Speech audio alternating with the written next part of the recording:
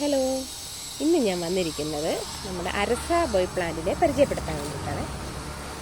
എല്ലാവർക്കും അറിയാമായിരിക്കും അരസാബോയ് പ്ലാന്റിനെ പറ്റി. അപ്പോൾ ഇതാണ് നമ്മുടെ അരസാബോയ് പ്ലാന്റ്. ഓക്കെ, ഇപ്പോൾ അത് നല്ലപോലെ ഫ്ലവർ ചെയ്തിരിക്കുന്ന ടൈമാണ്. അത്യാവശ്യം വലിപ്പമുള്ള ഒരു നാരങ്ങയേക്കാളൊക്കെ വലിപ്പമുള്ള കായാണ് കേട്ടോ. ഇത് നമുക്ക് ഡയറക്റ്റ് കഴിക്കാൻ പറ്റില്ല, ഇച്ചിരി പുളിയാണ്. അപ്പം നമുക്ക് ജ്യൂസായിട്ട് നമ്മൾ ജ്യൂസ് പോലെ ഇങ്ങനെ മിക്സിയിലിട്ടൊന്ന് അടിച്ച് കുടിക്കുകയാണെങ്കിൽ നല്ല ടേസ്റ്റാണ്. ഒരു പ്രത്യേകതരം ഫ്ലേവറുണ്ട്. കണ്ടു കഴിഞ്ഞാൽ നമ്മുടെ സൺഡ്രോപ്പ് ഉണ്ടല്ലോ, ആ സൺഡ്രോപ്പിൻ്റെയൊക്കെ ഒരു ഫാമിലിയിൽ വരുന്ന ഒരു ഇതാണ്.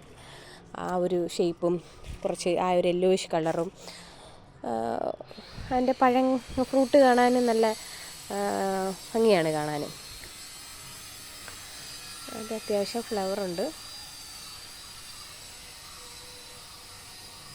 ഓക്കെ, നമുക്ക് ഇതിൻ്റെ സീഡ് നല്ലപോലെ പെട്ടെന്ന് നട്ട് കഴിഞ്ഞാൽ തന്നെ നമുക്ക് പെട്ടെന്ന് തന്നെ തൈ ഉണ്ടാക്കിയെടുക്കാനൊക്കെ പറ്റും.